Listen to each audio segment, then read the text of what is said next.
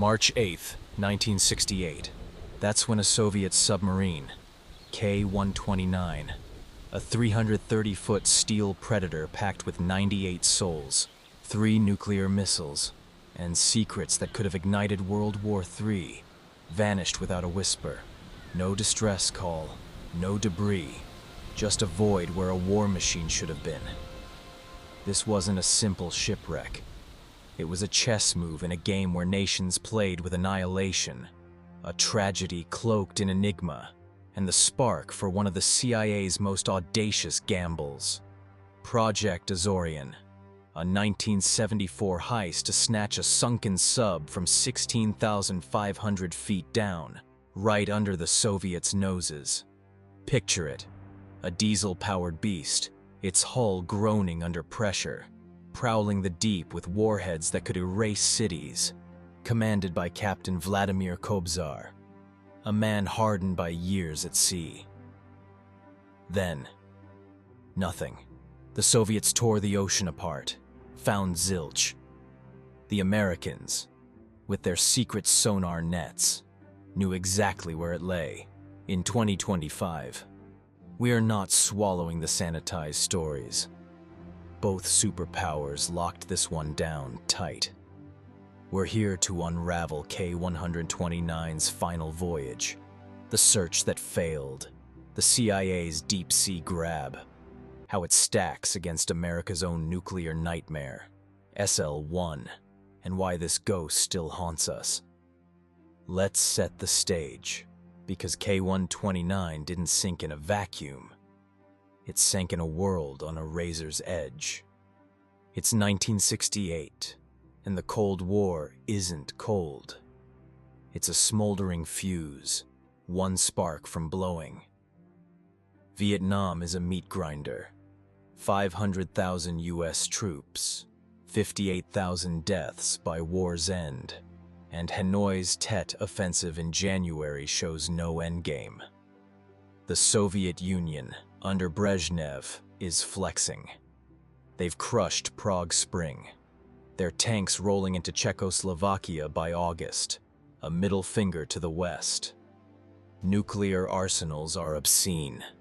America's got 31,000 warheads, the Soviets close behind, per the bulletin of the atomic scientists, each side able to glass the planet in hours.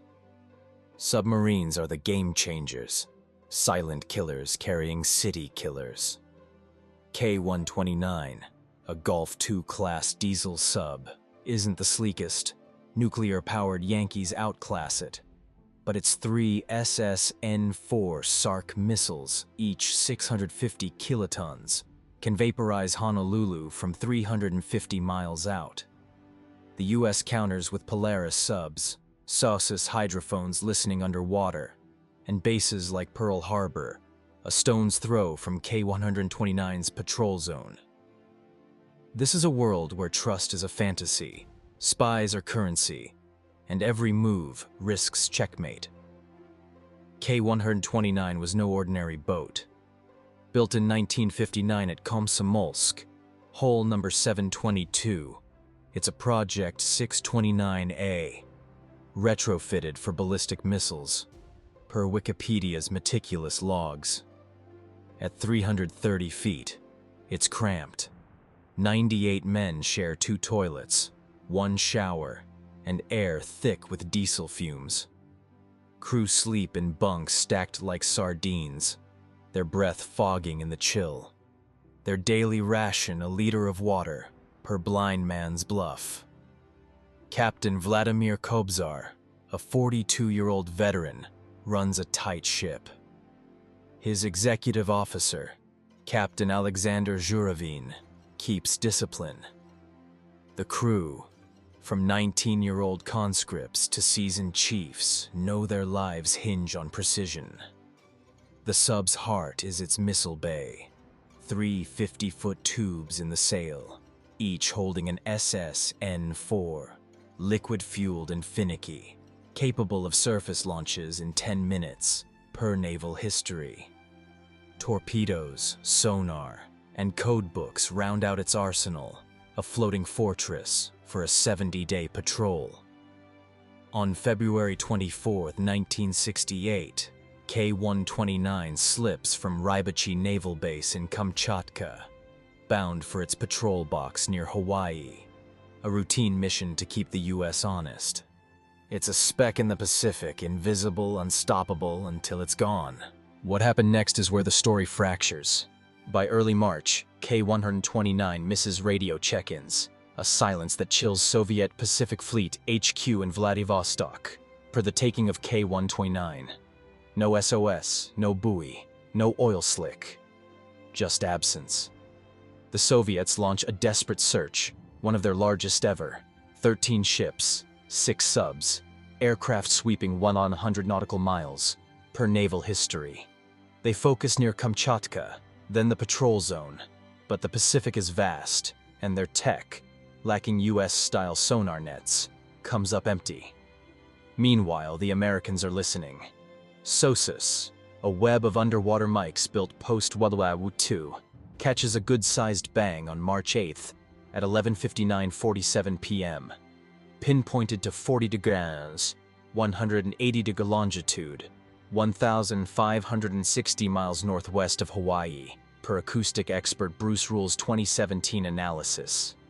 The Navy keeps quiet, but by April, they're sure. K-129 is down, 16,500 feet below, deeper than any salvage. Operation Sand Dollar, launched in June, sends USS Halibut, a spy sub with a fish camera pod, to hunt.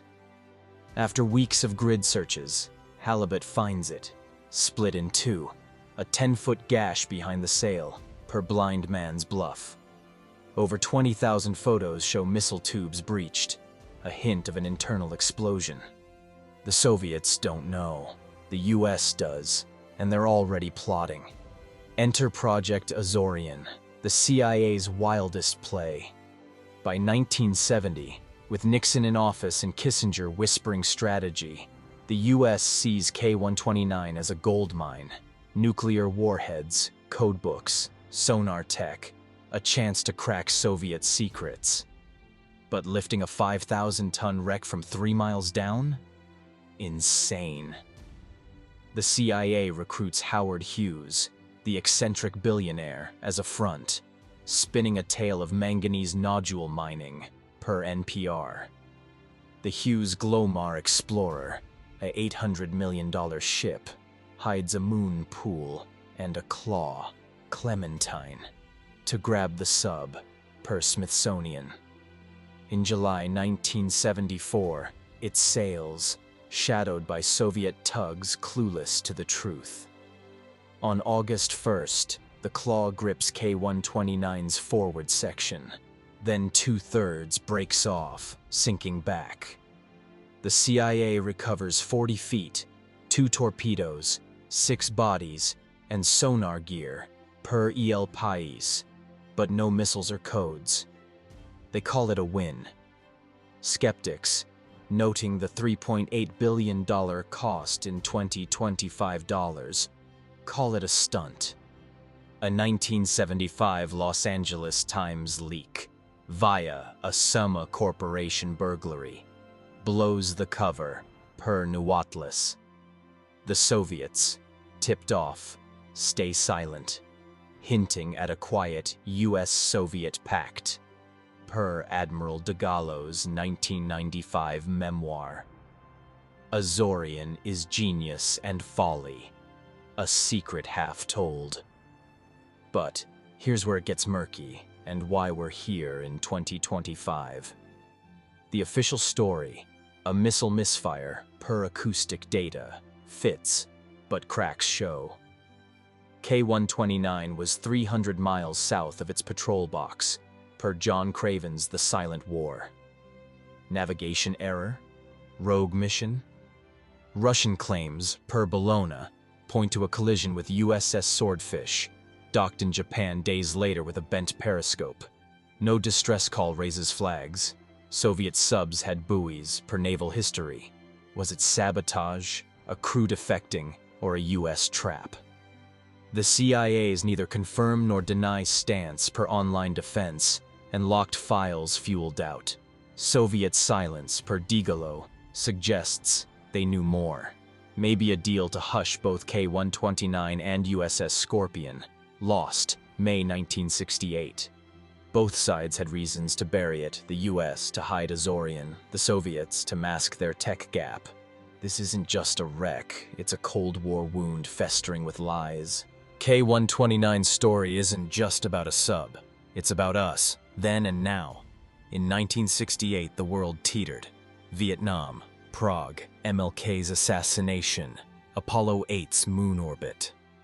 Trust was scarce. Spies like the Rosenbergs, dead in 1953, proved secrets bled.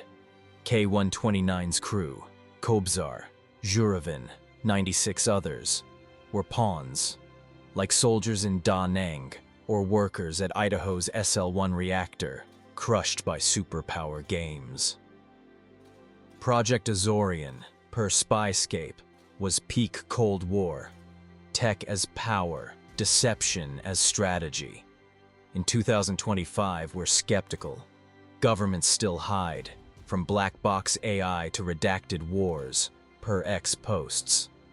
K-129's ghost, rusting in the deep, asks, what's buried? Who pays? Why the silence? We'll chase its final days, the Soviet flop, the CIA's grab, and its mirror in SL-1's nuclear scar. Because truth doesn't surface on its own.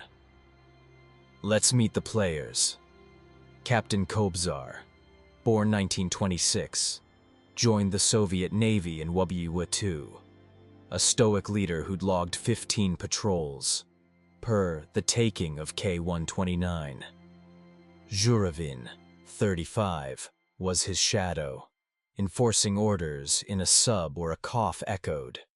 The crew, machinists, sonar men, cooks, were young, some 19, conscripted from Leningrad to Vladivostok, trained for 18 months but untested in crisis, per naval history.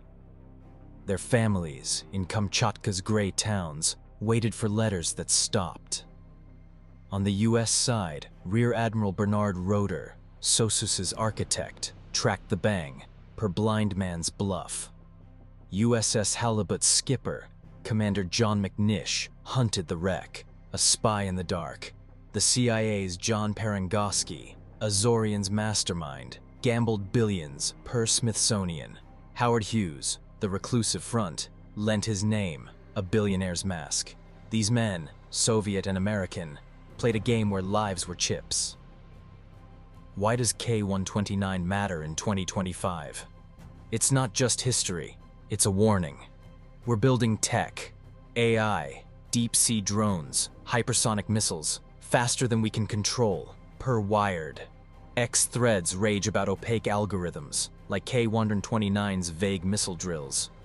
The Cold War's paranoia, spies, pacts, lies, lives in 2025's geopolitics, from cyber wars to Arctic claims, per The Intercept. K-129's crew, like SL-1's Burns, McKinley, and Legg, were expendable, per labor notes, echoing gig workers today. The ocean hides truths, like Idaho's desert-buried SL-1's reactor. We're here to dig, through Soviet logs, CIA leaks, and the silence both sides kept. So, buckle up, truth seekers. We'll trace K-129's last patrol, the Soviet search's desperation, the US's secret find, the CIA's insane heist, how it mirrors SL-1's nuclear folly, and the 1968 world that let it happen. Was it an accident, a collision, a betrayal? Did both sides conspire to hide it? The answers lie 16,500 feet down, in a wreck split like a broken promise. Kobzar's crew deserves truth. We deserve answers. We're about to embark on a journey that doesn't start with a bang, but with a low, guttural rumble. The diesel engines of K-129, a Soviet Golf II-class submarine, stirring to life on February 24, 1968, as it slips from Rybachi Naval Base in Kamchatka. This isn't just a ship. It's a 330-foot steel predator, armed with 3 nuclear missiles that could turn cities to ash, manned by 98 souls who know every creek could be their last.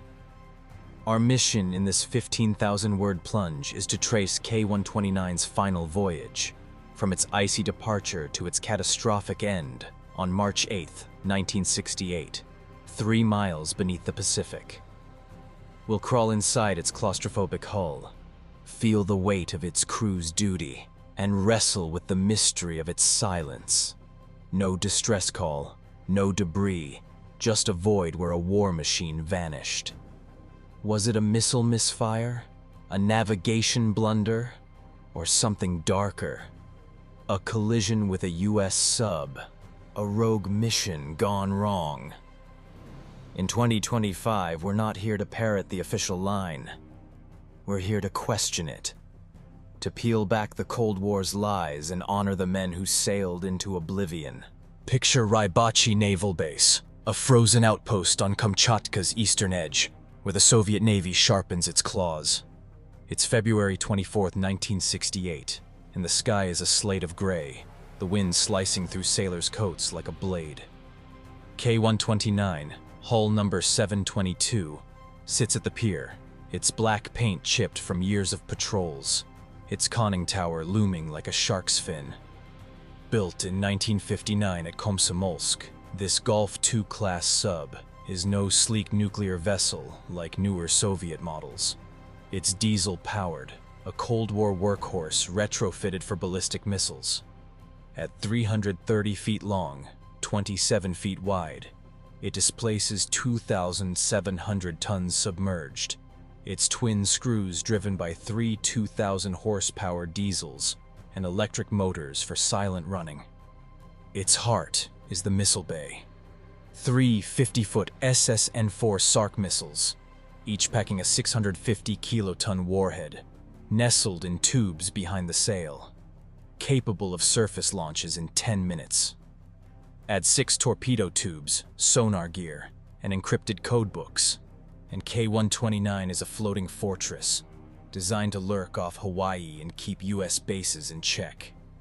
As it prepares to sail, the crew, 98 men from captain to cook, knows this 70-day patrol is no drill. It's a move in a game where one mistake could spark war. Captain Vladimir Kobzar stands in the conning tower, his breath fogging in the sub-zero air, his eyes scanning the horizon. At 42, Kobzar is a Soviet Navy veteran, forged in World War II's crucible, with 15 patrols under his belt. His square jaw and steady gaze command respect. His crew trusts him to thread the needle between duty and survival. Kobzar's orders, sealed in Vladivostok, are clear. Sail 1,500 miles to a patrol box near Hawaii, maintain radio silence except for burst transmissions, and keep Pearl Harbor's carriers in missile range. The Cold War is at fever pitch. Vietnam's Tet Offensive rages, Czechoslovakia's unrest simmers, and the US's Polaris subs prowl the Pacific. Kobzar knows his Golf II is outdated, its diesel engines noisy compared to nuclear power, but its SSN-4s are city killers, a deterrent Moscow counts on. As the mooring lines drop and K-129 glides into the Sea of Okhotsk, Kobzar signals a test dive to 100 meters. The hull holds. The radio crackles. All clear. In 2025, we wonder, did Kobzar sense the fault lines? Mechanical, human, or geopolitical, that would doom his command? Inside K-129, life is a grind. A claustrophobic dance of discipline and dread. The sub's interior is a maze of pipes, valves, and flickering gauges lit by dim bulbs that cast shadows like specters. 98 men share 3,000 square feet, less than a small house, split across 7 compartments, from the torpedo room to the engine bay. Bunks stack 4 high, mattresses thin, the air heavy with diesel fumes that cling to clothes and skin. Each man gets 1 liter of water daily, barely enough for drinking, let alone washing. The single shower, reserved for officers, is a cruel tease. 2 toilets, often clogged, serve all, privacy a fantasy. The temperature hovers at 40 degrees, breath fogging, fingers numb on steel. Meals are canned fish, bread, and tea, eaten in shifts at fold-down tables, the cook stove a rare warmth. Captain Alexander Juravin, the executive officer, prowls the compartments, his sharp eyes catching any sloppiness. A loose valve, a smudged log. At 35, Juravin is Kobzar's enforcer, a Leningrad native whose bark keeps the crew tight. In 2025, we feel their confinement, a steel coffin where every creak whispers danger. The crew is a cross-section of the Soviet Union, from Moscow intellectuals to Siberian farm boys, united by duty and fear. Machinist Ivan Petrov, 22, checks the missile tubes, liquid fuel sloshing in the SSN-4s, a faint hiss signaling volatility. Sonar operator Yuri Volkov, 19, barely out of training, listens for US subs, his headphones a lifeline. The radio officer, Lieutenant Nikolai Ivanov, 26, encrypts burst transmissions, each message a risk of detection. Most are conscripts, trained for 18 months in Kronstadt, but few have faced a real crisis. They're young, average age 23, some with wives in Kamchatka, others sending letters to mothers in Kiev. Kobzar drills them relentlessly. Missile prep, torpedo loads, emergency dives. The sub's diesels, needing air, force surface runs, exposing K-129 to US patrol planes. By February 27th, 3 days out, the crew settles into routine. The Pacific's vastness both shield and threat. In 2025, we see their youth, their trust in Kobzar, and ask, did they sense the cracks forming? On February 26th, K-129 sends a burst transmission, a coded blip to Vladivostok confirming its position, likely 1,000 miles from Kamchatka. It's standard, a check-in to prove the sub's alive, its missiles ready, its crew alert. The signal, encrypted and brief, risks US detection, but Kobzar follows protocol. The sub dives again, running on batteries for silence, its snorkel piercing the surface for air. A vulnerable moment. Logs note no issues, no pump failures, no battery leaks, no crew unrest. The diesels hum, the sonar pings, the missiles sit dormant. Juravin's inspections find valves tight, gauges steady. Yet something's off. By early March, K-129 is expected in its patrol box, 1,500 miles from Hawaii, but it's drifting south toward 40°180° longitude, 300 miles off course. In 2025, we pause. Was this a chart error, a compass glitch, or a deliberate detour ordered in secret? Life aboard grows heavier as days stretch. The crew's world is steel and shadow. The ocean's pressure a constant reminder of their fragility. Petrov, in the missile room, checks fuel lines. The SSN-4's liquid propellant a ticking bomb. Hydrazine and nitric acid, prone to leaks. A single spark could ignite a fire no sub could survive. Volkov, at sonar, strains for the hum of US subs like USS Swordfish, known to stalk Soviet patrols.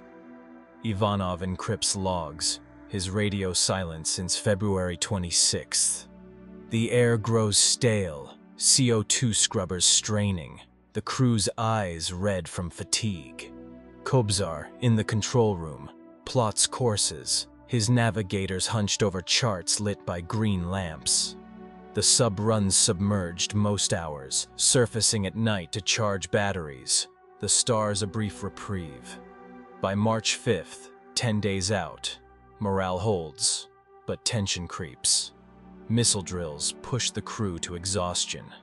In 2025, we feel their strain, wondering, was fatigue the spark or something else? March 8th, 1968, 11:59:47 p.m. The moment K-129 dies. U.S. hydrophones catch a good-sized bang at 40 degrees in 180 deg, 1,560 miles northwest of Hawaii. No distress call, no buoy, no oil slick. Just a single acoustic spike, then silence. The leading theory points to a missile explosion. Missile number 3, in the sails tube, likely ignited during a drill, blasting a 10-foot hole behind the conning tower. Liquid-fueled SSN-4s needed hours to prep, fueling, pressurizing, a process Petrov would have overseen. A valve leak, a spark, or human error could have triggered it, flooding the sub with fire and seawater, sinking it in minutes. The crew, Kobzar at the helm, Zhuravin shouting orders, Volkov at sonar, had no time. Fire consumed oxygen. Pressure crushed the hull at 16,500 feet, 7,000 psi turning steel to scrap. In 2025, we shudder at their fate, but question, was it really a drill gone wrong? Another theory pulls us deeper. K-129 was 300 miles south of its patrol box, a historic navigation error. Kobzar, a veteran, and his navigators, trained in Leningrad, used gyro compasses and star fixes. A misread chart, a faulty compass, or fatigue could have sent K-129 off course, drifting toward a U.S. submarine's path. The sub's position, 40 degrees, 180 degrees, places it outside Soviet waters, closer to Hawaii, a dangerous deviation. No logs mention errors, but the crew's isolation, 12 days submerged, could have dulled senses. In 2025, we probe. Was Kobzar lost or following secret orders to approach U.S. waters? A move Moscow later buried. Then there's the Russian accusation, a shadow that won't fade. Soviet admirals and later Russian media claim K-129 collided with USS Swordfish, a U.S. sub stalking Soviet patrols. Swordfish docked in Yokosuka, Japan, on March 17, 1968, with a bent periscope, suggesting a high-speed impact. The wreck shows K-129's sail damaged, a gash consistent with a collision. The U.S. denies it. Swordfish was elsewhere. But K-129 was near U.S. subroutes. A collision could have sparked the missile explosion or sunk K-129 directly, flooding compartments before Kobzar could react. In 2025, we're skeptical. Why no U.S. admission? Was it an accident or a deliberate ram to stop a rogue move, hushed by both sides? A darker whisper persists. Rogue mission or sabotage? K-129's southward drift could imply a secret order, perhaps to test U.S. defenses near Hawaii. No evidence supports a defection. Kobzar was loyal, but a high-risk patrol could have pushed missile drills too far. Sabotage, though unlikely, nags. Disgruntled crew, a planted device, or U.S. interference. The sub's lack of a distress buoy, standard on Gulf IIs, raises flags, disabled by damage or intent. A Soviet admiral's later hint, and U.S.-Soviet pact to hush K-129 and another lost sub in 1968, suggests deeper games. In 2025, we demand, was K-129's course a mistake or a gambit Moscow erased? The crew's final moments are a gut punch, a tragedy no theory softens. If a missile ignited, fire swept the sail, choking Petrov and missile techs in seconds. Seawater flooded the control room, Kobzar's orders drowned by alarms, Juravin shoving men toward hatches that wouldn't open. Volkov at sonar heard the roar too late. Ivanov's radio stayed mute. If a collision, the hull buckled, pressure imploding compartments. 98 men crushed before they could scream. At 16,500 feet, the wreck, split in two, sail gashed, holds their tomb. A 1974 recovery effort found 6 bodies, their faces unrecognizable, buried at sea. In 2025, we mourn their silence, their sacrifice to a war that didn't care. The human cost ripples beyond the wreck. Families in Kamchatka, Kobzar's wife, Juravin's mother, Volkov's fiancée, received telegrams by late March. Missing, presumed lost. No bodies, no answers. Just rumors of a US collision or Soviet failure. Soviet protocol forbade details. Widows got pensions, not truth. In Rybachi, a monument to lost submariners rose, K-129's name unspoken. The crew, from 19 to 42, were sons, brothers, fathers, their letters. Volkov's to his mother, Petrov's to a girlfriend, stopped. Moscow's silence was strategic. Admit no weakness. In 2025, we see their grief, like SL-1's families, as collateral damage, pawns in a game of power. Theories of K-129's end, missile navigation, collision rogue, share a common thread: systemic failure. The Golf II's design with missiles in the sail was a known risk. Unshielded tubes prone to leaks. Soviet training, 18 months, didn't match US standards. Kobzar's crew, stretched by 70-day patrols, faced fatigue. The Cold War's pressure, to match US subs, to deter, pushed K-129 beyond limits. Like SL-1's single rod, K-129's flaws were ignored for expediency. In 2025, we see parallels. AI rushed to market, risks unchecked, humans expendable. No single truth explains K-129's fall, but each theory carves a piece of the puzzle. A missile misfire fits the gash, the bang, the wreck's state. Navigation error explains the position, a human slip in a high-stakes game. Collision points to Swordfish's damage, a geopolitical cover-up. Rogue mission or sabotage, though thin, feed Cold War paranoia. The absence of a distress call suggests instant catastrophe, fire, impact, or betrayal. In 2025, we weigh these against Soviet secrecy, US opportunism, and ask, why no buoy? Why the drift? Why the silence? K-129's voyage wasn't just a patrol, it was a microcosm of the Cold War. Ambition, fear, and sacrifice in a steel tube. Kobzar's crew, like soldiers in Vietnam or workers at SL-1, were cogs in a machine that didn't flinch at their loss. Their story, duty, dread, a sudden end, demands we look closer, not at the sub, but at the systems that sent it. In 2025, we're not here to mourn alone. We're here to question. Was K-129 a victim of error, design, or conspiracy? We've walked the steel corridors of K-129, felt the diesel fumes choke its crew, and stood with Captain Vladimir Kobzar as his submarine vanished into the Pacific's black depths on March 8, 1968. Now, the story shifts.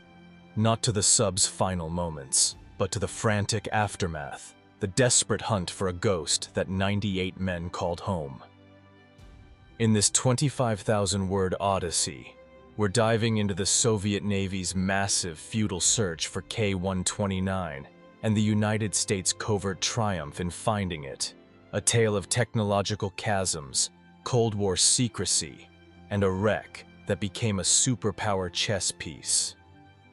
The Soviets threw everything, ships, subs, planes, into a 100 nautical mile dragnet, only to come up empty, their pride bleeding in the Pacific swells. Meanwhile, the Americans, with their underwater ears and spy subs, pinpointed K-129 at 16,500 feet, snapping photos of a gash that screamed disaster. This isn't just a search, it's a clash of systems, Soviet grit against US precision, and a prelude to the CIA's audacious heist. In 2025, we're not buying the clean narratives. We're questioning why the Soviets failed, why the US stayed silent, and what both sides hid. It's mid-March 1968, and Vladivostok's Pacific Fleet headquarters is a cauldron of dread. K-129, a Gulf II-class submarine carrying 3 nuclear missiles, has gone silent, missing 3 radio check-ins since its February 26th burst transmission. The air in the command center is thick with cigarette smoke, officers hunched over maps, their faces etched with fear. Not just for the 98 crew, but for what a lost sub means in a Cold War teetering on apocalypse. Vietnam's Tet Offensive has the US reeling, Prague's unrest threatens Moscow's grip, and nuclear subs like K-129 are the Kremlin's ace against American carriers. A missing boat isn't a tragedy, it's a strategic wound, a signal of weakness the West could exploit.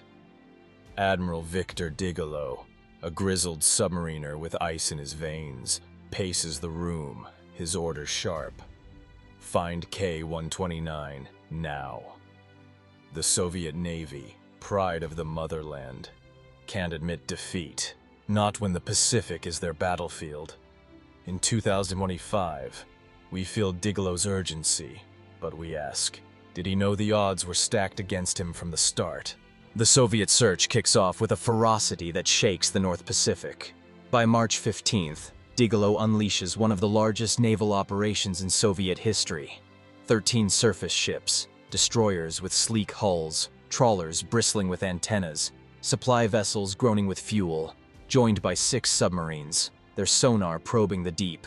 Overhead, 295 Bear bombers and Il-38 patrol planes sweep the ocean, their radar painting a 1,100 nautical mile arc from Kamchatka to the sub's patrol box near Hawaii.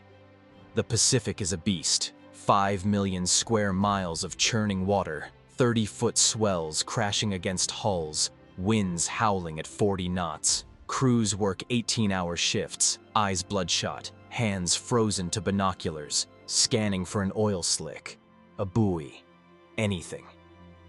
The subs dive to 500 meters, their sonar pinging endlessly, each echo a false hope.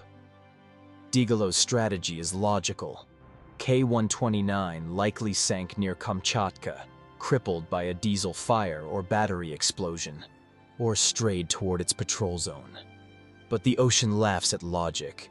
Its depths a graveyard no Soviet tech can crack. In 2025, we see their effort as heroic, but doomed. A giant blindfolded, swinging at shadows.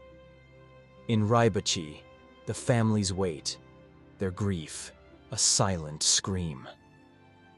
Kobzar's wife, Anna, clutches a photo of her husband, his captain's cap tilted just so, unaware he's already gone. Yuri Volkov's fiancée, a 19-year-old seamstress, checks the post for letters that stopped coming. Ivan Petrov's mother, in a Vladivostok tenement, lights a candle, whispering prayers the party would frown on. The base is a ghost town, wives and children huddling in concrete apartments, rumors swirling, a US attack, a navigation error, a secret mission. Soviet protocol is merciless. No details, no confirmation, just a vague lost contact whispered by junior officers. The families aren't alone in their vigil. The Kremlin watches, Brezhnev himself briefed daily, aware that a missing sub with nuclear missiles could spark a crisis dwarfing the Cuban Missile Crisis. The search isn't just for K-129, it's for Moscow's credibility, a test of Soviet might. In 2025, we feel their anguish, but wonder, why the silence when hope was already dead? The Soviet Navy's tech is their Achilles heel, a truth Digolo knows but can't voice. Their sonar, tethered to ships and subs, reaches 1,000 meters at best, useless against a wreck at 16,500 feet. The US's SOSUS network, a web of hydrophones strung across the Pacific floor, can hear a whale sneeze, but Soviet subs rely on active sonar, loud and imprecise, like shouting in a cave. Their planes, equipped with magnetic anomaly detectors, hunt for K-129's steel hull, but the ocean's currents scatter signals and cloud cover blinds radar.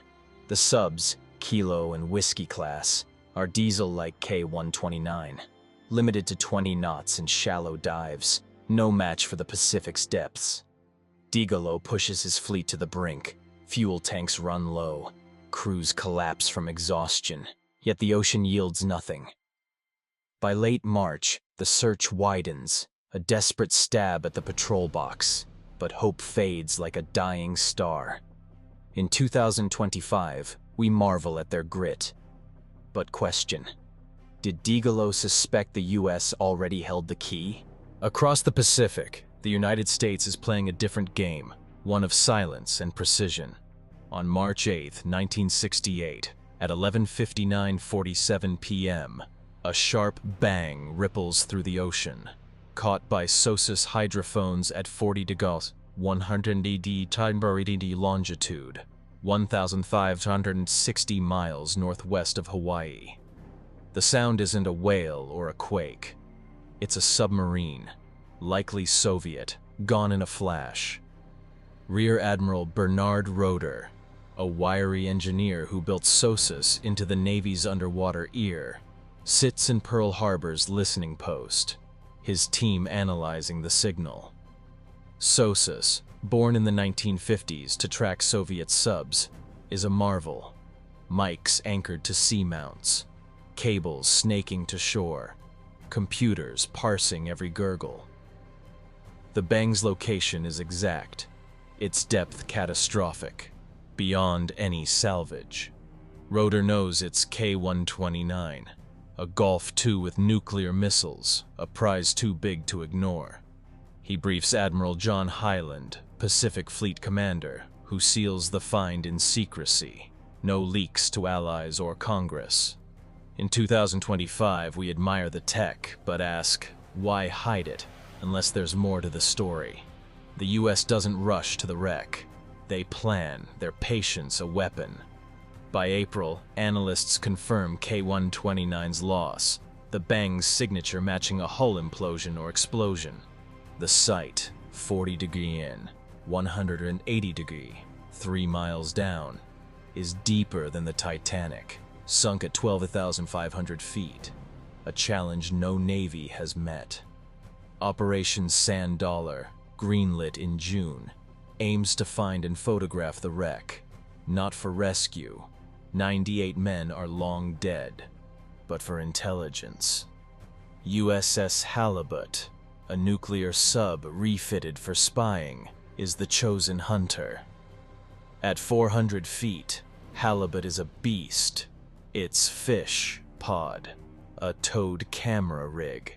designed for deep-sea espionage. Commander John McNish, a lanky Texan with a poker face, takes the helm, his crew of 120 trained to dodge Soviet patrols. Halibut sails from Pearl Harbor on July 1st, 1968, its mission classified, even from most on board. The Pacific is their chessboard, and K-129 is the queen. In 2025, we see their edge, but wonder, was this just intel, or a step towards something bolder? Halibut's search is a grind, a testament to human and machine. McNish grids the ocean floor, a 10-square-mile box around 40 deg or 180 deg, the water black as ink. The fish pod, dangling on a 5-kilometer cable, snaps photos every 10 seconds, its strobe lights piercing the abyss. The crew works in shifts, sonar men hunched over screens, photographers developing film in a cramped darkroom. The subs hum a constant drone. The Pacific fights back. Currents tug the pod, rocks snag cables, and Soviet trawlers loiter nearby, their radar probing. McNish keeps Halibut at 200 meters, silent running, dodging detection. Days bleed into weeks, the crew's eyes burning, coffee their blood. On August 20th, a sonar tech shouts. K-129's wreck, split in two, fills the screen, its hull crumpled, a 10-foot gash behind the sail. The crew cheers, a rare break in their stoic code. In 2025, we feel their triumph, but question, what did they see in those photos that changed the game? The images, over 20,000 frames, are a goldmine and a horror. K-129 lies in two pieces, the bow and midsection intact, the stern severed, scattered across the silt. The conning tower, or sail, is battered, a gaping hole exposing missile tube number 3, its SSN-4 warhead glinting in the strobe. The gash suggests an internal explosion, fire or fuel igniting, shredding the hull. Torpedo tubes, sonar domes, and crew quarters are visible. Some bodies trapped inside, their uniforms shredded by pressure. The photos, grainy but sharp, show no oil slick, no buoy, confirming K-129's instant death. McNish's team catalogs every frame. Their findings rush to Pearl Harbor, then Langley. The CIA, sniffing a chance to steal Soviet secrets, warheads, codebooks, sonar, begins dreaming of salvage. Halibut lingers, snapping more shots, dodging Soviet ships that never find the site. In 2025, we marvel at the haul, but ask, why no word to Moscow? Even a hint to ease the family's pain. The Soviet search, now a month old, is a slow bleed. Digolow's fleet, stretched across 100 nautical miles, burns fuel like a forest fire. Ships docking in Vladivostok for resupply, only to return to nothing. The planes, grounded by storms, miss key days. The subs, limited to 1,000 meters, can't touch the wreck's depth. Crews whisper of curses, the Pacific a vengeful god. By April, Digolow shifts focus to the patrol box. A last-ditch hope K-129 strayed there. The effort costs millions, sailors' morale crumbling, officers snapping under pressure. Families in Ribachi, told to stay silent, hold vigils, their candles flickering in the wind. The Kremlin, furious, demands results. But Digolow knows the truth. Without US-style sonar, they're blind. The search winds down by May. A failure Moscow buries. No press, no admission. In 2025, we see their loss, Not just a sub, but a myth of invincibility, cracked open. The US's silence is deafening, a choice that raises flags. Rotor, McNeish, and Highland know K-129's location, its state, its secrets, but they tell no one. Not NATO, not Japan, not even the White House beyond Nixon's inner circle. The wreck is a strategic ace, nuclear missiles, code books, and proof of Soviet weakness. Sharing risks leaks, Soviet retaliation, or a race to salvage. Halibut's photos, locked in Langley's vaults. Spark Project Azorian, a 1970 plan to lift K-129, cloaked as Howard Hughes's mining scam. The CIA sees glory. The Navy, a chance to gut Moscow's Pacific playbook. But silence has costs. Soviet families suffer, and whispers of a US role, perhaps a collision, fester. In 2025, we probe. Was this pragmatism or guilt? Did the US know more about K-129's end than they let on? The technological gap is the story's spine. SOSUS, a 2 billion network, hears the ocean's heartbeat. Its mics catching K-129's death from 3,000 miles away. Halibut's fish pod, a marvel of optics and steel, maps the wreck in weeks, while Soviet sonar gropes like a drunk in the dark. The US's nuclear subs, like Halibut, dive deeper, run quieter, their crews trained for espionage, not just war. The Soviets, reliant on diesel boats and surface ships, lag a decade behind, their Pacific fleet a blunt instrument. This isn't just tech, it's power. The US holding a trump card Moscow can't match. Degallo's failure isn't his alone. It's systemic, a Soviet machine outpaced. In 2025, we see echoes, tech races in AI, drones, cyber war, where gaps decide who wins, who grieves. The human toll of the search is a quiet tragedy, often overshadowed by K-129's loss. Soviet sailors, thousands strong, face the Pacific's wrath, frostbite, seasickness, despair. A destroyer's cook, 20, collapses from exhaustion, his hands raw from peeling potatoes in gale force winds. A submarine sonar man, 24, goes half-deaf from endless pings, his dreams haunted by false echoes. Families in Ribachi, denied truth, cling to hope, their lives paused. Anna Kobzar, 40, keeps her husband's boots by the door, as if he'll walk in. Yuri Volkov's fiancée, Lena, sews a wedding dress she'll never wear. The Kremlin's silence, meant to protect pride, cuts deeper than the ocean. In 2025, we honor their pain, like SL-1's cleanup crews, forgotten in the shadow of bigger games. The wreck itself is a puzzle, its gash a clue to catastrophe. The 10-foot hole behind the sail, missile tube number 3 exposed, points to an internal blast. Liquid fuel igniting, fire shredding steel.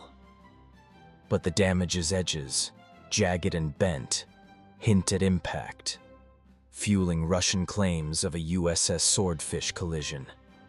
No distress buoy, standard on Gulf IIs, suggests instant destruction or sabotage. The crew's remains, some visible in photos, are a grim reminder. 98 men, from Kobzar to Cooks, died in seconds, their bodies entombed. The US's photos, kept secret, could have eased Soviet grief, but Cold War logic, intel over humanity, prevailed. In 2025, we question, was the gash all it seemed, or a cover for a darker truth, like SL-1's human error tale? The search's failure reshapes the Soviet Navy, Digalo, humiliated, pushes for better sonar, but budgets favor tanks and missiles. The Pacific Fleet, once a swaggering force, shrinks in confidence, crews whispering of K-129 as a cursed name. Families told in June the sub is lost receive pensions, $50 a month, a pittance, but no closure. A Ribachi monument, etched with, "To our submariners," omits K-129, a wound too raw. The Kremlin spins it internally, a mechanical fault, no US involvement, case closed. But whispers of a collision, a secret mission persist, sailors trading rumors in Vladivostok bars. In 2025, we see their loss as systemic, pride over truth, a mirror to 2025's corporate cover-ups, per ex posts. The US's triumph is quiet but seismic. Halibut's photos, delivered to Langley by September 1968, shift the Cold War's balance. K-129's missiles, though unreachable, reveal Soviet warhead designs. Its sonar, dated but intact, exposes Pacific tactics. The CIA, led by John Parangosky, dreams bigger. Lift the wreck, steal codebooks, crack Moscow's codes. Project Azorian, born in these photos, will cost $800 million, a gamble Nixon and Kissinger back. But the silence, hiding the find from Moscow, from families, gnaws. Was it strategy or fear of admitting a US role? Russian claims of Swordfish's bent periscope, docked days after K-129's loss, fuel doubt. In 2025, we demand, what did those photos really show? And why the blackout? The search and the secret are more than a hunt. They're a Cold War parable. The Soviets, blind and desperate, threw men and steel at an uncaring ocean, their failure a scar on their psyche. The US, with eyes in the deep, played a long game, their triumph a step toward Azorian's audacity. Both sides hid truths. Digalo's silence to save face, Rotor's to gain advantage. The wreck, split and silent, holds answers neither shared. In 2025, we see K-129 as a warning. Tech divides winners from losers, but secrecy buries the human cost. Kobzar's crew, the Soviet sailors, the families, they deserve more than silence. We've followed K-129's doomed patrol, felt the Soviet Navy's desperation as their search sank into failure, and marveled at the US's silent triumph, snapping photos of the wreck 3 miles beneath the Pacific. Now the story takes a turn into the audacious, the absurd, the downright insane. Project Azorian, the CIA's 1970-1974 mission to steal K-129 from 16,500 feet down, right under the Soviets' noses. This 35,000-word plunge isn't just about a salvage. It's about a Cold War heist that pushed engineering to the edge, cost a fortune, and risked war for a handful of secrets. Picture a $800 million ship cloaked as a billionaire's mining venture, hiding a claw to snatch a submarine's nuclear missiles and code books. The plan was bold, the execution flawed, the outcome a mystery wrapped in a 1975 leak that cracked the facade. In 2025, we're not swallowing the CIA's partial success line. We're digging into the why, the how, and the what-ifs. Was Azorian a triumph, a boondoggle, or a cover for something darker? This is Secrets Unleashed, and we're hauling up the truth from the abyss. It's spring 1970, and a smoke-filled room in Langley, Virginia, hums with a plan so wild it sounds like a sci-fi novel.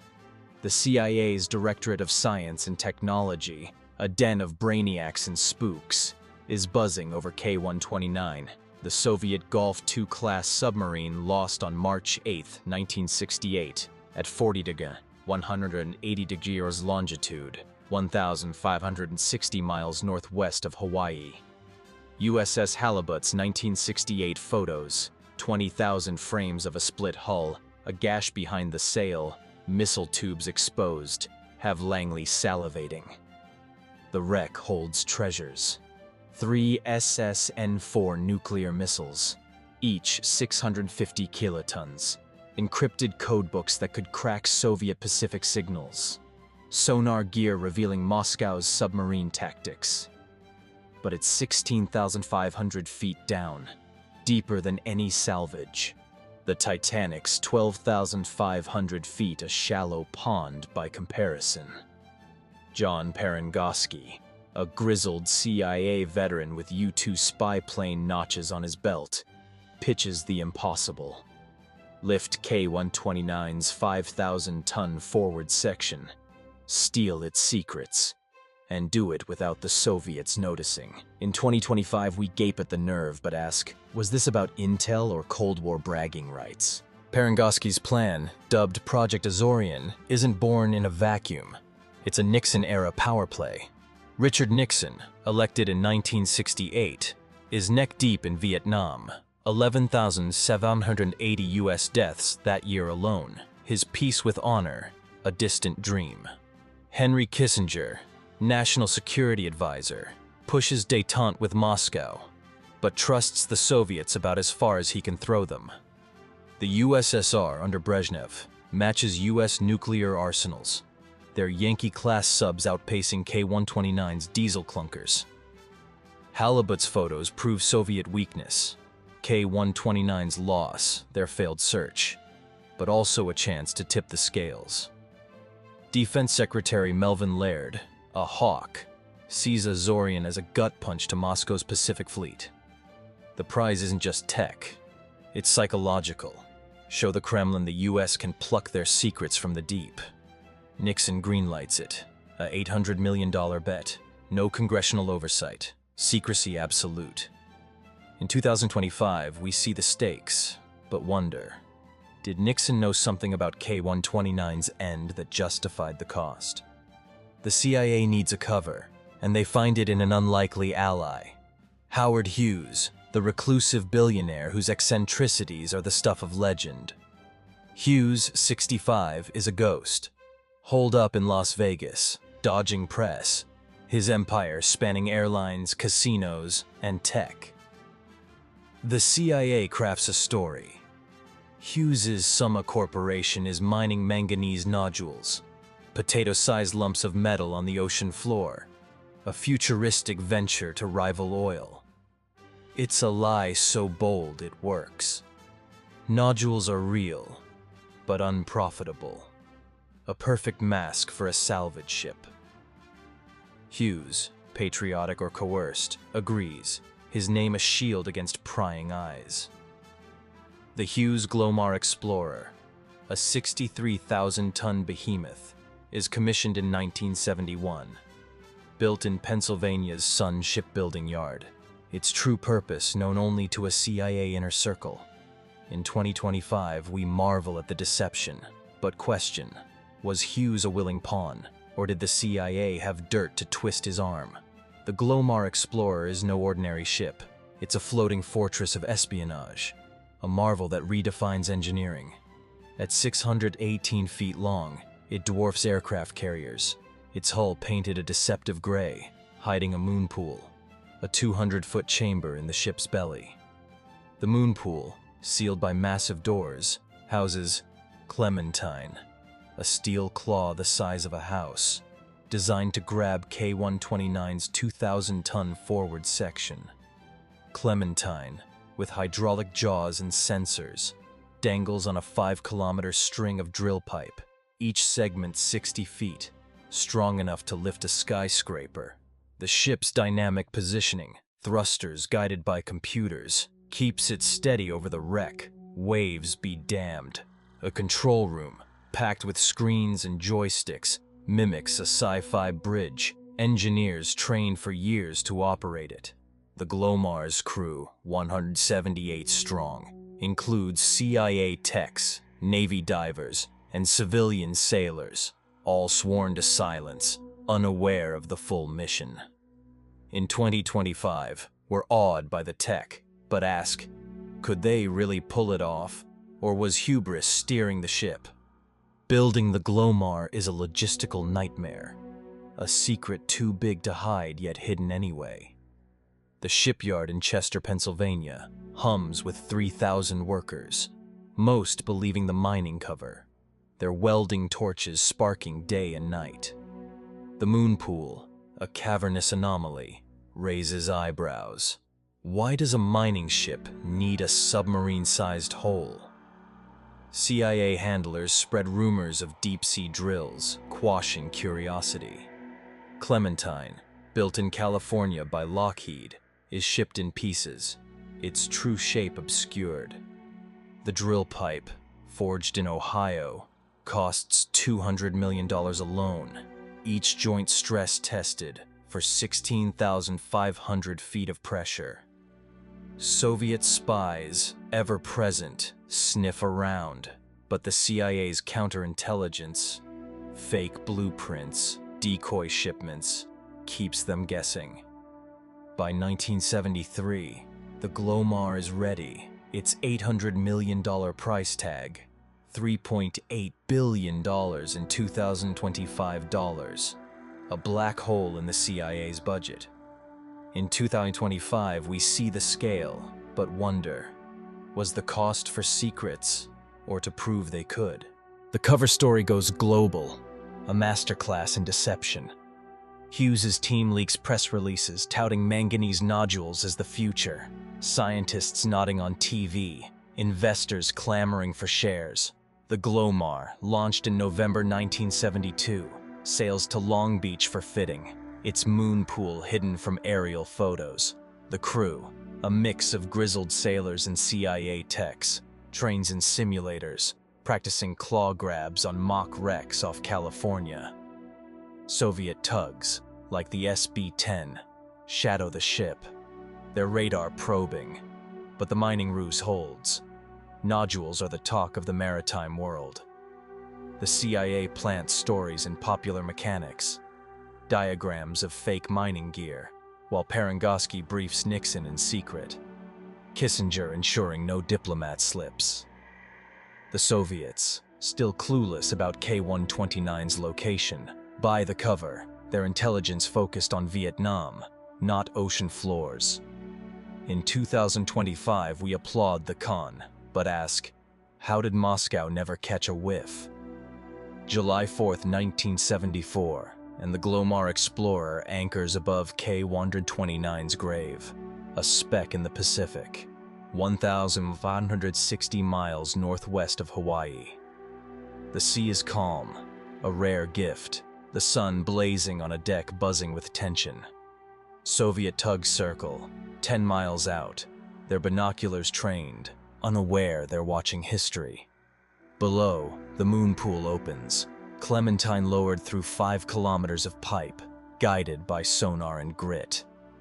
The wreck, split in two, lies in silt, its forward section, bow, sail, missile tubes. The target, 138 feet long, 2,000 tons. Captain Carl Gephardt, a Navy vet turned CIA asset, commands the ship, his voice steady over the intercom. Engineers in the control room, sweating despite the AC, watch screens flicker with sonar pings, Clementine's jaws inching closer. The operation, planned for weeks, hinges on precision. One wrong move, and the wreck could slip forever. In 2025, we feel the stakes, but wonder, were they ready for the Pacific's wrath? The lift begins August 1st, 1974, after days of positioning. Clementine, its jaws wide, grips K-129's forward section, sensors confirming a lock. The pipe, 5 kilometers long, groans under the weight, winches humming as the wreck rises, inch by inch. The crew holds its breath, Soviet tugs oblivious, their radios chattering about weather. At 8,000 feet, disaster strikes. 2/3 of the wreck, including missile tubes, breaks off, plummeting back to the silt. The Claw, designed for 2,000 tons, can't hold the stress, its steel buckling. Gephardt curses, engineers scramble, but the loss is catastrophic.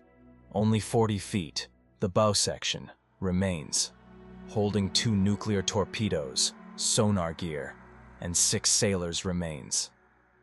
The crew hauls it up, the moon pool flooding with seawater, bodies preserved by cold, faces unrecognizable. In 2025, we wince at the failure, but question, was the break bad luck or a design flaw? The recovery, though partial, is a surreal moment. The Glomar's crew, sworn to secrecy, stares at K-129's fragment, a Soviet relic in American hands. The torpedoes, 21 feet long, are disarmed, their nuclear cores intact, a glimpse into Soviet warhead tech. The sonar gear, bulky but functional, reveals Moscow's detection limits. The 6 bodies, sailors in tattered uniforms, are a grim surprise, their dog tags illegible, their deaths a reminder of the human cost. The CIA, via satellite link, orders a burial at sea, a nod to Soviet tradition. On September 4th, 1974, Gephardt reads a eulogy, the bodies wrapped in canvas, lowered into the Pacific with a Soviet naval hymn, filmed for posterity. The gesture, meant as respect, feels hollow. Families in Kamchatka, unaware, mourn without closure. In 2025, we honor the act, but ask, why no word to Moscow, even anonymously? The CIA calls Azorian a success, but the math doesn't add up. The $800 million price, $3.8 billion in 2025 dollars, yields 2 torpedoes, sonar scraps, and no codebooks, the mission's holy grail. The missiles, lost in the break, were the real prize. Their guidance systems a window into Soviet strategy. Nixon, briefed in August, spins it as a win, Kissinger touting the intel to Hawks. Perengoski, exhausted, defends the tech. Glomar's Claw, the pipe, the moon pool, pushed deep-sea engineering decades forward, inspiring modern ROVs. The crew, debriefed in Long Beach, is silenced, some bitter at the cost, others proud of the feat. Soviet tugs, lingering till August's end, report nothing, Moscow none the wiser. But cracks form. Rumors of a secret salvage leak in Langley, whispers reaching journalists. In 2025, we weigh the haul, but wonder, did they find more, hidden from even their own? The exposure comes like a thunderclap, shattering Azorian's veil. On February 8, 1975, the Los Angeles Times runs a bombshell. CIA tried to salvage Soviet sub in 1974. The leak traces to a burglary at Summa Corporation's Los Angeles office, June 1974, where thieves, possibly mob-linked, stole documents mentioning Glomar. The papers, shopped to reporters, land with Jack Anderson, a muckraker who breaks the story, citing a $500 million salvage from missiles and codes. The CIA scrambles, issuing a neither confirm nor deny response, birthing the Glomar response in FOIA lore. Nixon, now resigned, watches Watergate's shadow taint Azorian's reveal. The Soviets, furious, demand answers, their tugs' logs confirming Glomar's presence. Brezhnev, briefed, opts for silence, hinting at a 1968 US-Soviet pact to hush K-129 and USS Scorpion, lost months later. In 2025, we see the fallout, but ask, was the leak a fluke or a CIA plant to flex muscle? The Soviets' reaction is a study in restraint, a Cold War chess move. Moscow, tipped off by tugs in 1974, likely suspected a salvage but lacked proof. The 1975 leak confirms it, yet Brezhnev avoids escalation. No UN complaints, no naval drills. The silence suggests a deal. Both sides buried submarine losses, K-129, Scorpion, to avoid mutual embarrassment. The Kremlin, humiliated by their failed search, can't admit K-129's location was known to the US since 1968. Soviet admirals, like de Gallo, push for deep-sea tech, but budgets lag, their Pacific fleet playing catch-up. Families in Kamchatka, reading smuggled Western papers, learn of the burial at sea, their grief reignited. No closure. In 2025, we probe the pact, wondering, what did Moscow trade to stay quiet and why? Azorian's legacy is a paradox, genius and folly, triumph and waste. The Glomar's tech, moon pool, dynamic positioning, Clementine's claw, shapes modern salvage, from oil rigs to Titanic dives. The torpedoes, studied in secret, reveal Soviet warhead yields, tweaking US missile defense. The sonar gear, though dated, maps Soviet sub-tactics, aiding SOSUS upgrades. Yet the cost, $800 million, enough for 10 Apollo missions, draws fire. Critics in Congress, briefed post-leak, calling it a stunt. The codebooks, never found, haunt Perengosky, who retires in 1975, his dream half-realized. The crew, bound by NDAs, scatters, some to oil rigs, others haunted by the 6 bodies. The Glomar, mothballed by 1980, rusts in Suisun Bay, a ghost of ambition. In 2025, we see the tech's shadow, but ask, was it worth the price, or a Cold War ego trip? The human cost lingers, a quiet scar. The Glomar's crew, 178 men, faced 16-hour shifts, the Pacific storms, and Soviet tugs' stares. Their silence, a burden. Engineers like Tom Willis, 32, a Lockheed tech, burned out.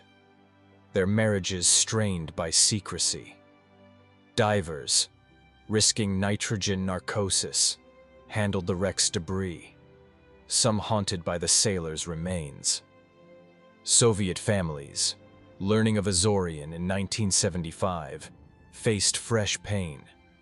Anna Kobzar, now 45, weeps for her husband's sea burial. No grave to visit. The CIA's gesture, meant as honor, feels like theft. Their loved ones pawns in a game. In 2025, we honor their sacrifice, like SL-1's cleanup workers, and question, why no outreach to ease the grief? Theories swirl around Azorian's true hull, a mystery that won't die. The official line, 40 feet, 2 torpedoes, sonar, 6 bodies, feels thin. Whispers in Langley, echoed in 2025 X posts, suggest more. A codebook fragment, a missile fin, or data scrubbed from reports. The break at 8,000 feet, blamed on Clementine's stress, smells of sabotage to some. Soviet spies, tipped off, tampering with the claw. Others argue the CIA hit a bigger win, leaking the failure to dodge Soviet wrath. Russian claims of a USS Swordfish collision tied to K-129's gash resurface. Did Azorian seek evidence to bury a US role? The neither confirm nor deny stance, still active in 2025, fuels doubt. Locked files taunting truth seekers. In 2025, we demand, what stayed in the moon pool, and why the eternal dodge? Azorian's questions mirror SL-1's shadows, both Cold War gambles, both shrouded in half-truths. SL-1's human error hid design flaws. Azorian's success masks what didn't surface. The gash in K-129's sail, like SL-1's sticky rod, points to systemic rot. Soviet missiles, volatile. US ambition, unchecked. Both cost lives. 98 in K-129, 3 in SL-1. Yet Azorian's global stakes, risking Soviet retaliation, dwarf SL-1's desert tomb. The CIA's silence, like the AEC's hushed press release, protects power, not people. In 2025, we see parallels. Black box AI, redacted wars, where secrets bury the fallen. Kobzar's crew, the Glomar's engineers, deserve answers, not myths. Project Azorian wasn't just a heist, it was a Cold War mirror. Tech as power, lies as strategy, humans as collateral. The Glomar Explorer, a steel dream, lifted a fragment of K-129. But the real prize, truth, stays submerged. In 2025, we're not done digging. Was Azorian a win, a waste, or a cover for guilt? The Pacific holds the wreck, the files hold the rest. We've walked through K-129's final patrol, felt the Soviet Navy's desperation in their failed search, and marveled at the CIA's audacious heist to snatch the sunken sub from 16,500 feet below.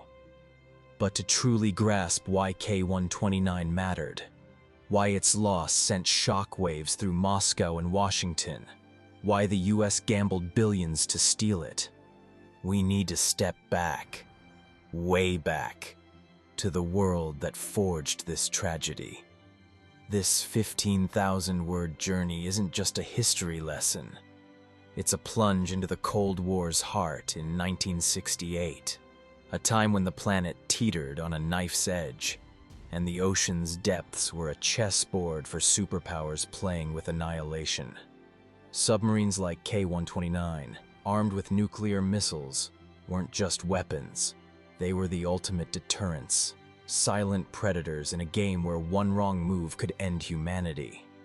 In 2025, we're not here to recite textbook timelines. We're here to unpack the paranoia, the tech race, and the human cost that made K-129's ghost a Cold War legend. It's 1968, and the world isn't just tense. It's a powder keg with a lit fuse. The Cold War, now 2 decades old, isn't cold. It's a simmering beast, one spark from igniting. In Vietnam, the US is bleeding. 500,000 troops slog through jungles. 16,592 deaths that year alone. The Tet Offensive in January proving Hanoi's resolve. The Soviet Union, led by Leonid Brezhnev, flexes its muscle, crushing Czechoslovakia's Prague Spring by August. Tanks rolling into Prague to smother reform, a middle finger to the West. Nuclear arsenals are obscene. America boasts 31,000 warheads, the Soviets close behind with 10,000, each side able to glass the planet in hours. The Cuban Missile Crisis, just 6 years prior, showed how close the edge lies. Kennedy and Khrushchev backed off, but trust is a fantasy. In 2025, we feel the weight of that year, but ask, how did leaders sleep, knowing one sub, one missile, could unravel it all? Submarines are the Cold War's trump card, and the ocean is their domain. By 1968, the US and USSR have turned the seas into a silent battlefield, where steel sharks prowl with city, killing payloads. The US leads with Polaris submarines, nuclear-powered beasts like USS George Washington, carrying 16 missiles, each 1.2 megatons, able to strike from 2,500 miles. The Soviets counter with boats like K-129, a Golf II class diesel sub, slower and louder but lethal. Its 3 SSN-4 SARC missiles, 650 kilotons each, capable of vaporizing Honolulu from 350 miles out. These subs aren't just weapons. They're deterrence incarnate, ensuring mutually assured destruction. MAD, the grim acronym that keeps peace through fear. A sub's invisibility is its power, lurking beneath thermoclines, untouchable by radar or planes. In 2025, we marvel at the stakes, but wonder, did crews like K-129s feel the world's weight on their shoulders? The underwater arms race is a tech sprint, and the US holds the edge. America's SOSUS network, a web of hydrophones strung across the Pacific and Atlantic, listens for Soviet subs, its mics catching K-129's fatal bang on March 8, 1968, at 40 Degane, 180 Degary. Built in the 1950s, SOSUS is a $2 billion marvel, cables snaking to shore stations, computers parsing every ping. The US's nuclear subs, like USS Halibut, dive deeper, run quieter, their reactors powering months-long patrols. The Soviets lag. K-129's diesel engines need air, forcing surface runs. It's sonar blind compared to US systems. Moscow's Yankee-class subs, nuclear-powered, are rolling out. But in 1968, Golf IIs are still their backbone, a decade behind. The gap isn't just tech, it's doctrine. US crews train for espionage, Soviets for brute force. In 2025, we see the divide, but ask, did Soviet pride blind them to their limits? The Pacific is the chessboard's heart, a vast arena where K-129 played its final move. Stretching 63 million square miles, it's a geopolitical hotspot. US bases in Hawaii, Guam, and Japan face Soviet ports in Kamchatka and Vladivostok.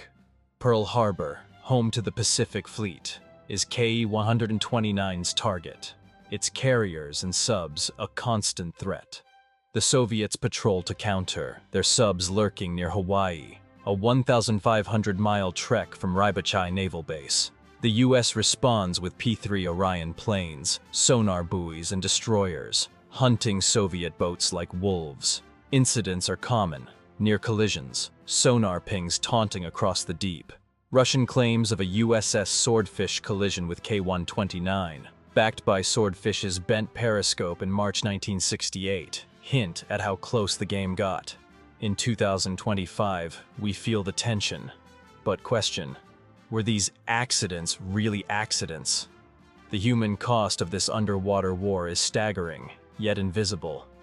Submarine crews, Soviet and American, live in steel coffins. K-129's 98 men shared 2 toilets, 1 shower, air thick with diesel fumes, a liter of water per day. US crews, on nuclear subs, fare better. Hot meals, bunks, but face the same isolation. 70-day patrols fraying nerves. Training is brutal. Soviet conscripts, some 19, get 18 months. Often classroom-based. US sailors, volunteers, train 2 years. Simulators mimicking crises. Both sides lose men. Accidents, fires, collisions.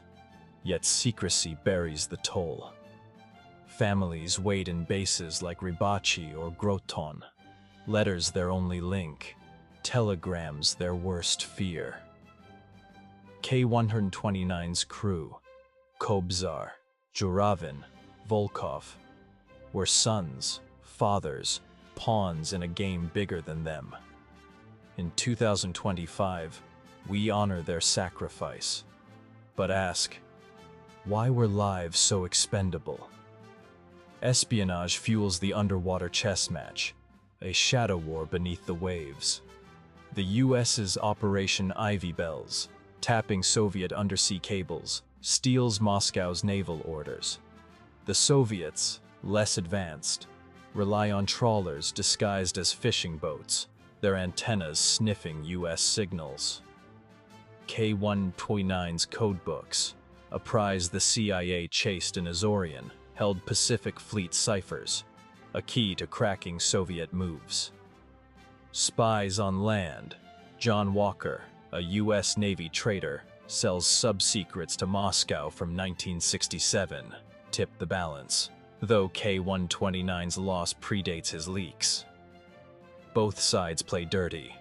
False sonar pings, decoy buoys, subs tailing subs. The CIA's halibut, photographing K-129 in 1968, wasn't just a sub, it was a spy. Its fish pod, a camera for the deep. In 2025, we see the game, but wonder, how many secrets, like K-129's gash, stayed buried? The political stakes in 1968 are global, a world where every move ripples. Lyndon Johnson, limping through his final year, faces Vietnam's quagmire. His March 31st speech halting bombing to seek peace.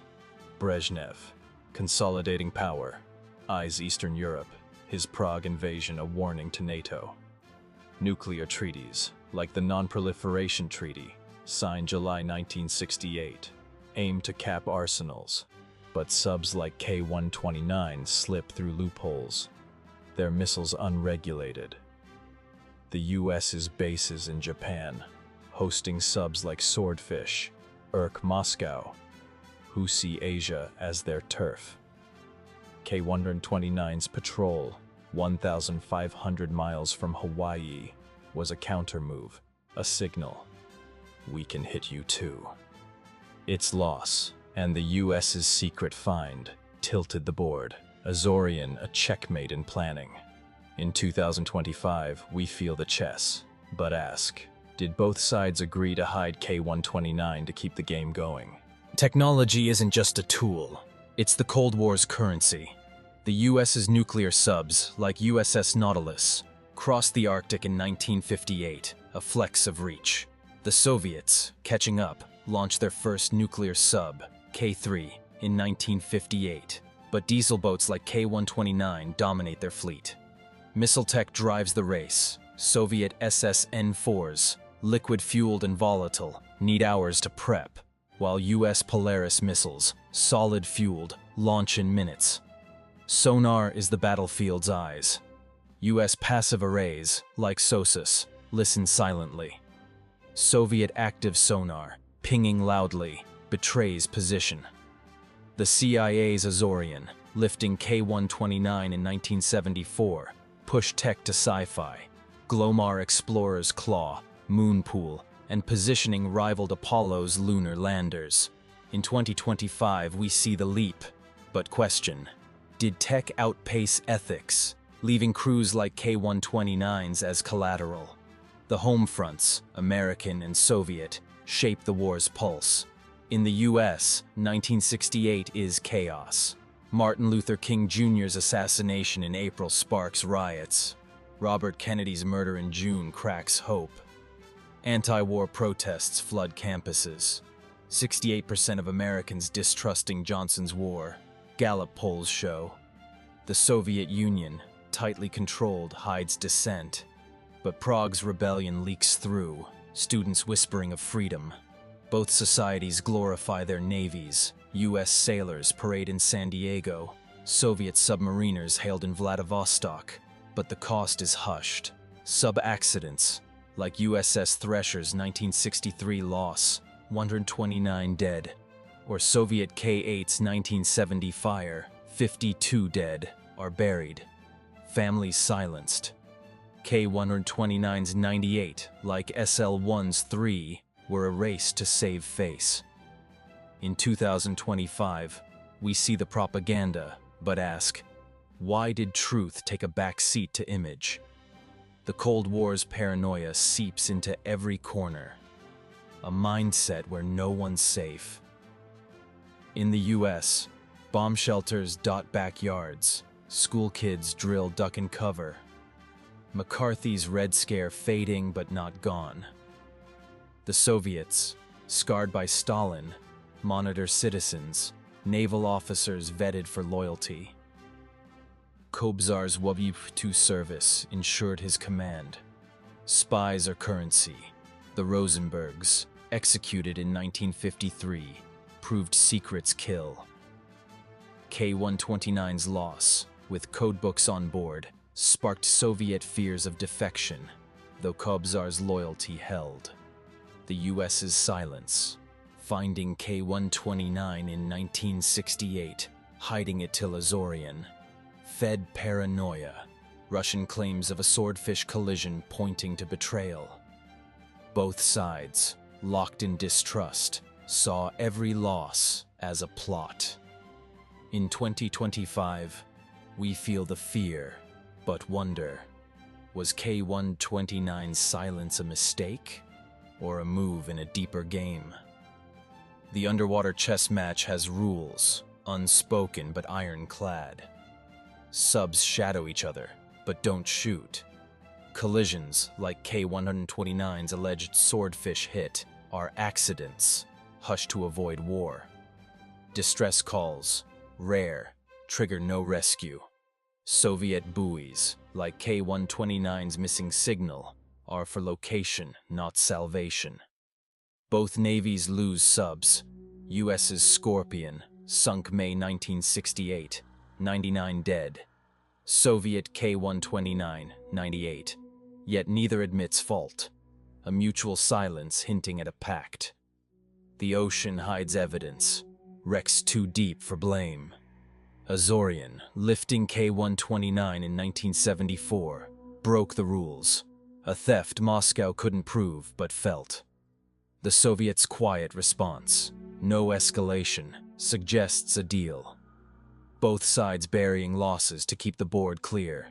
In 2025, we see the game, but ask what was traded to keep the peace. The human stories, often lost, are the Cold War's soul. K-129's crew, Kobzar, 42, a stoic leader. Zhuravin, 35, his sharp-eyed deputy. Volkov, 19, a sonar kid, were ordinary men in an extraordinary war. Their families in Kamchatka's gray towns lived on hope, letters their lifeline till March 1968's silence.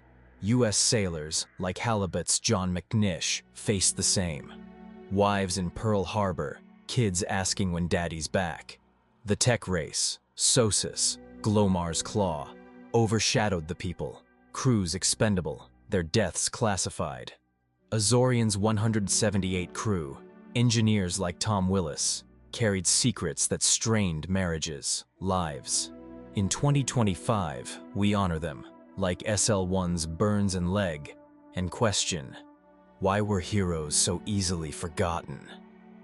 The Cold War's legacy shapes 2025, a mirror to K-129's ghost.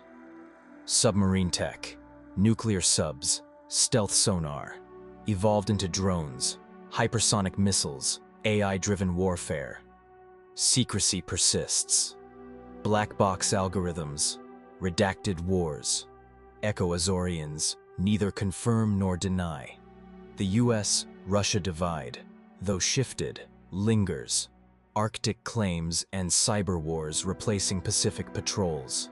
K-129's loss, like SL-1's explosion, warns of tech outrunning control, humans paying the price. In 2025, X posts rage about opaque systems, from AI to geopolitics, a paranoia not unlike 1968's. The ocean, still a chessboard, hides new players, China's subs, deep-sea mines. In 2025, we see the past, but demand, are we repeating the same moves, blind to the cost? We've journeyed deep, truth seekers, through the steel heart of K-129, a Soviet submarine that vanished on March 8, 1968, with 98 souls and 3 nuclear missiles, 3 miles beneath the Pacific's uncaring waves. We've walked with Captain Vladimir Kobzar on his doomed patrol, felt the Soviet Navy's desperation as their search drowned in failure, marveled at the US's silent triumph with USS Halibut's photos, gaped at the CIA's audacious Project Azorian to steal the wreck, and immersed ourselves in the Cold War's underwater chess match that made it all possible. This 20,000-word wrap-up isn't just a farewell to K-129's ghost. It's a reckoning with what its story means. For the men who died, the secrets both superpowers buried, and the world we live in now, in 2025, where the abyss still stares back, daring us to look closer. We're not here to tie a neat bow on this tale.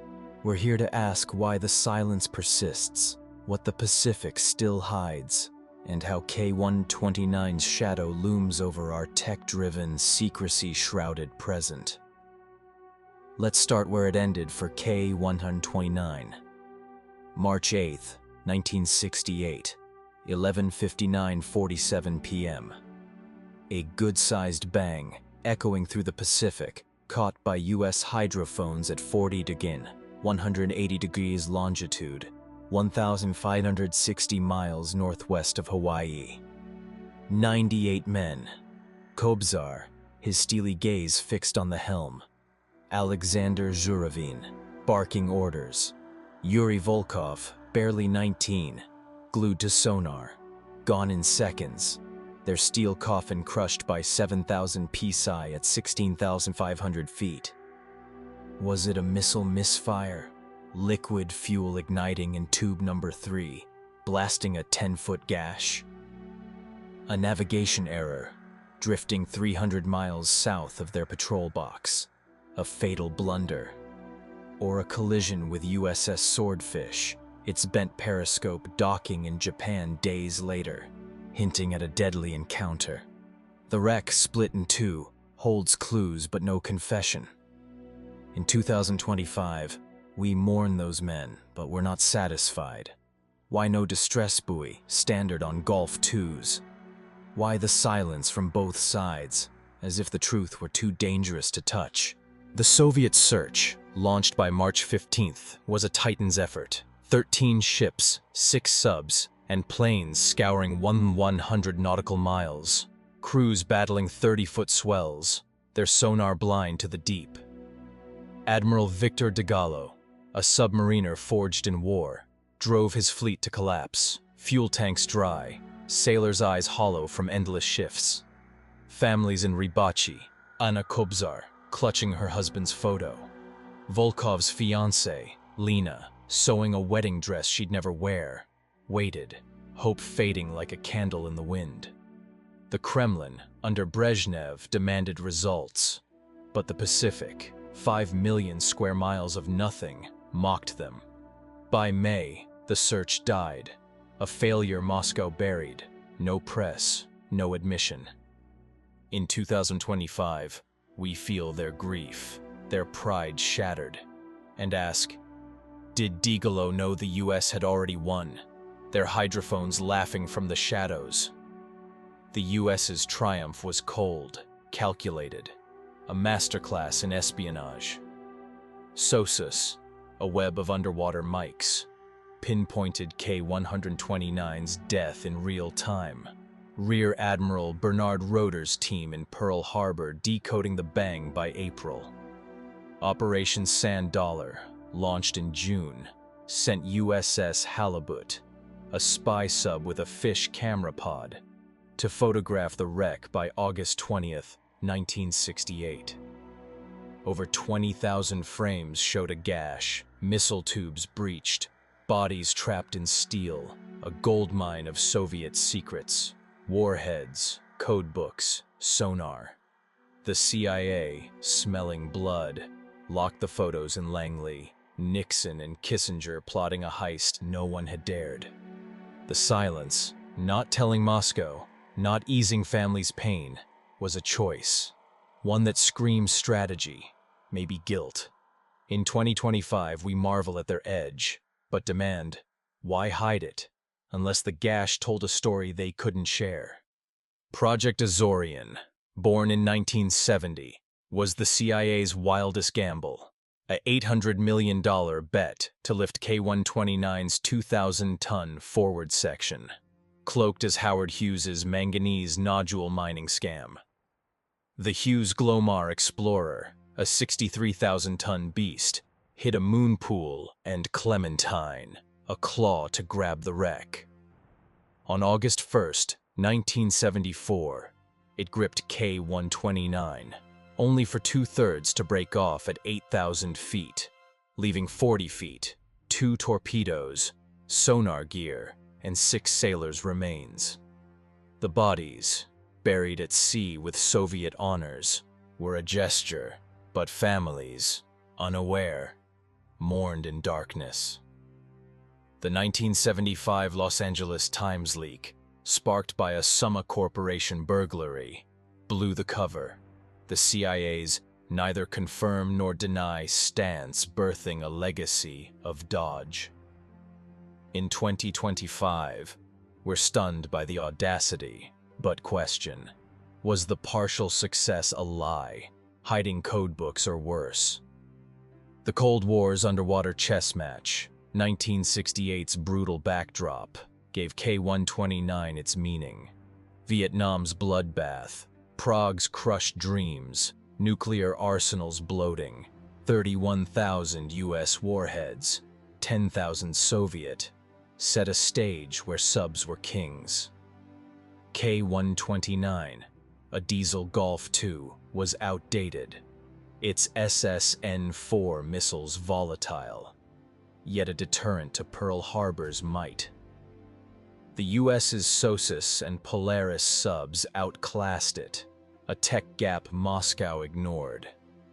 Espionage, tapped cables, traitor spies, fed paranoia. K-129's codebooks a prize worth billions.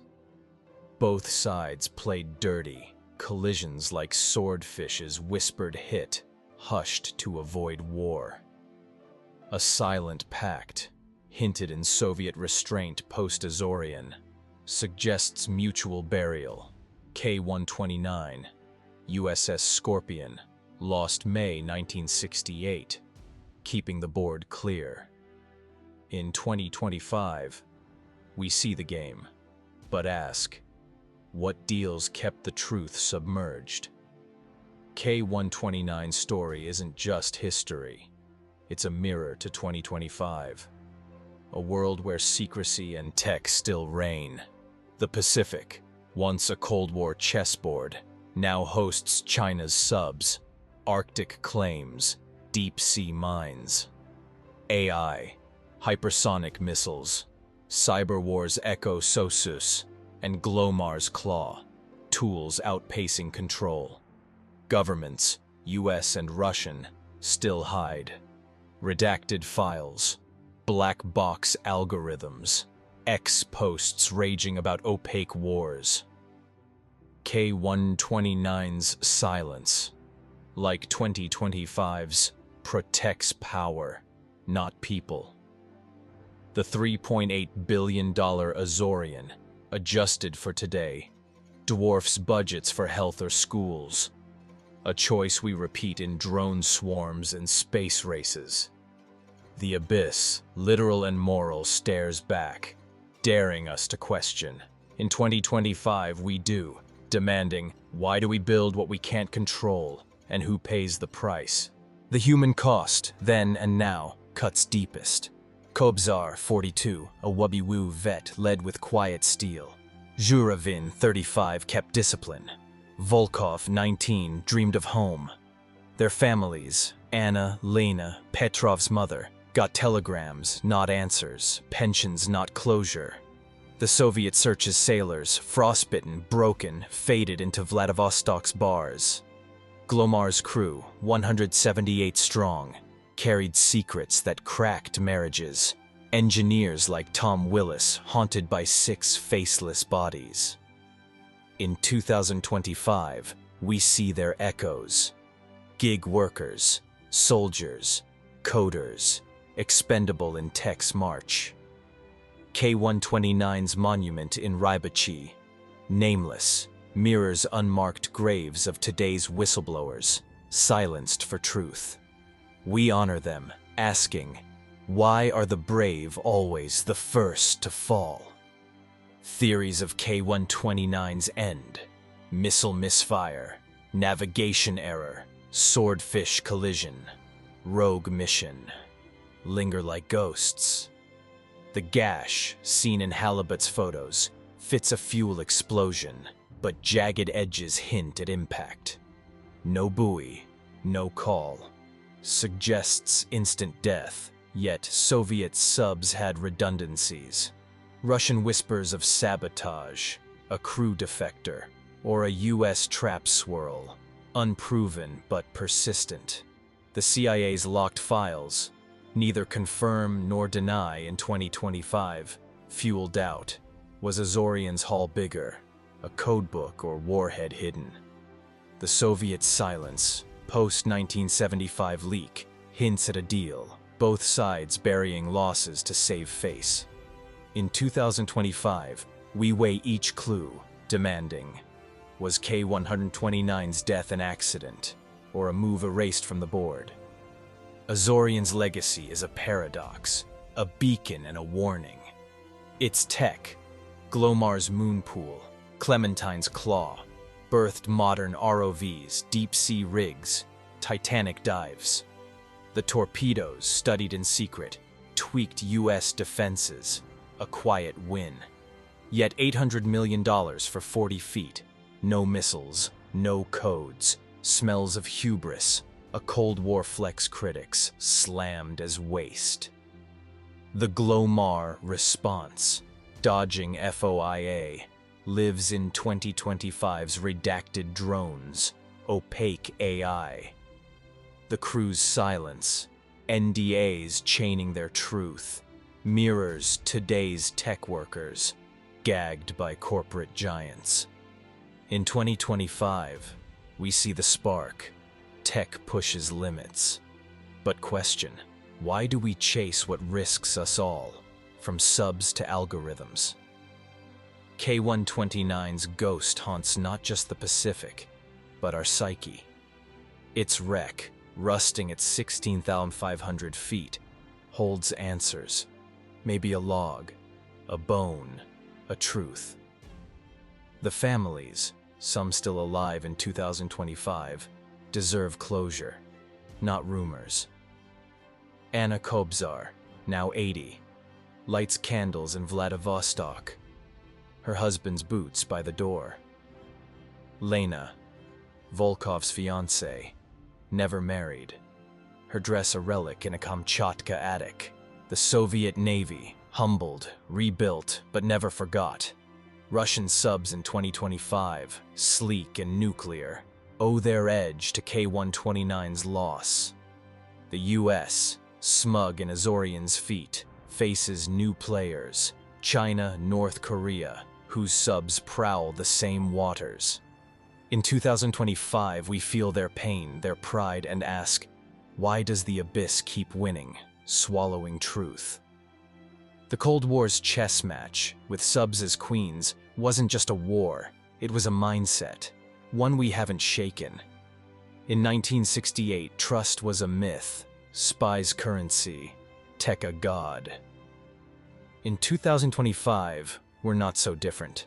Cyber wars, AI races, Arctic grabs keep the board active.